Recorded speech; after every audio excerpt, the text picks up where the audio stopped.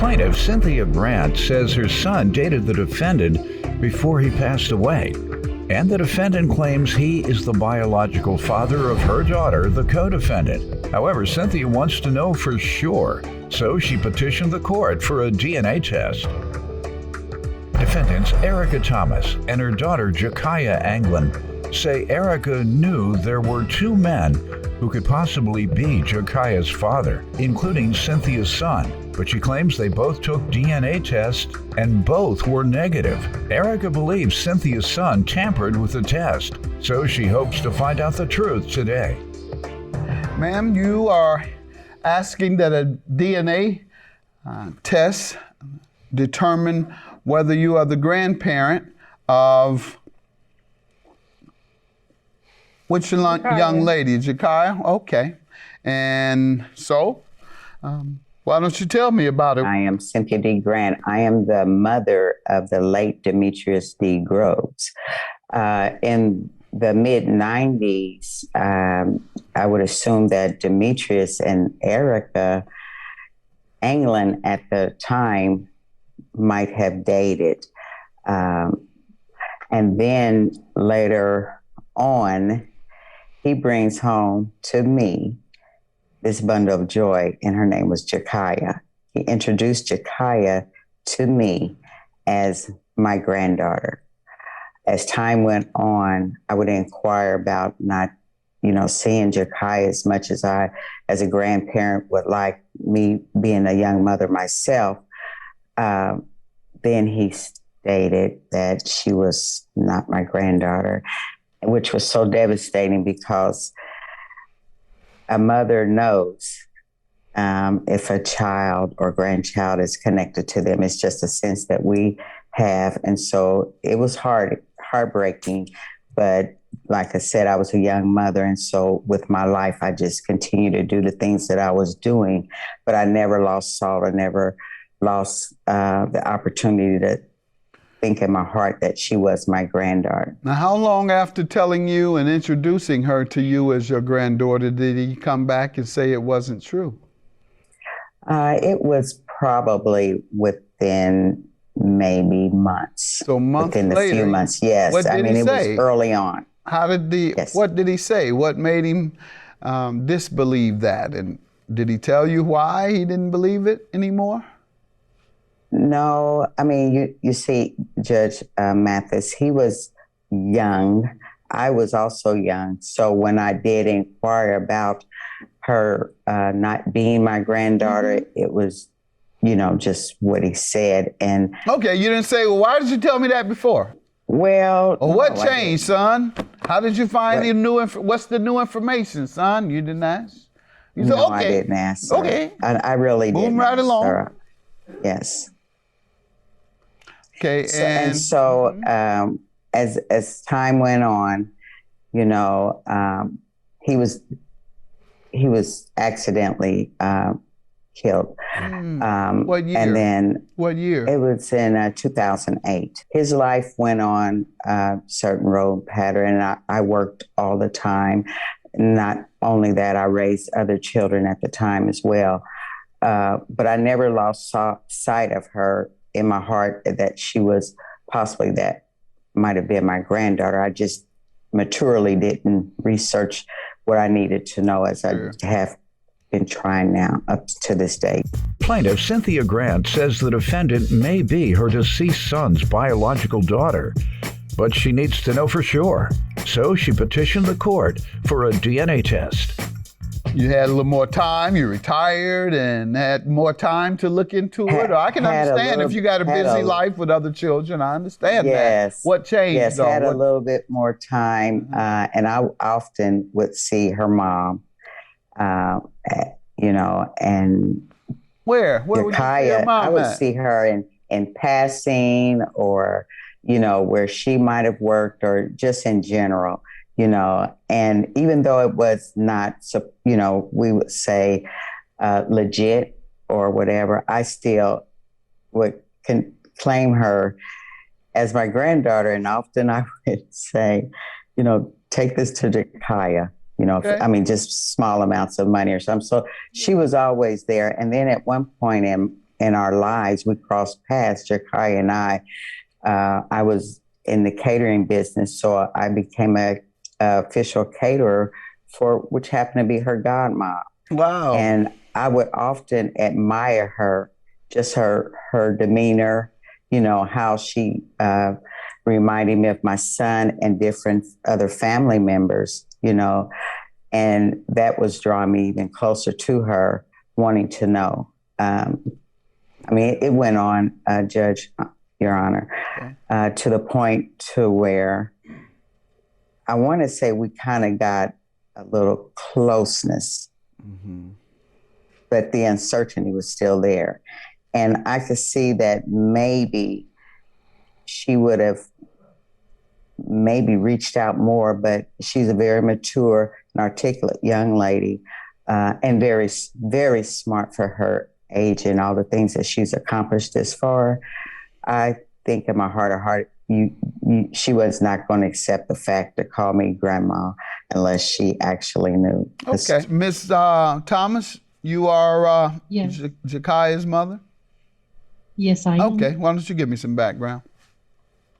Okay, me and Demetrius, we were not exclusive. We were messing around, and I became pregnant. As I said before, we were not exclusive. So I was adamant about telling both parties that it's a possibility that they could be the fathers. So we took blood tests, and the first father was not the father. Okay, go ahead. The first one was not. Was not. And then me and Demetrius took the test, and in the meantime, between time, we took Jakaya to Cynthia. As Cynthia stated, she met her. She was adamant about Jakaya being her granddaughter, saying that she had certain characteristics of other people in her family. Well, as time went on, months went by, we got the results. They were also negative. And so I was in awe, like, how was that possible when the first father was not the father, or Demetrius wasn't the father? So I became skeptical, and sure enough, time went past, and I seen Demetrius at the mall, and he came up to me and said, if I ever needed anything, if Jakaya ever needed anything, to just contact him. So I looked at him, rolled my eyes, and walked away and said, "You're not the father." So that had always stuck in my mind.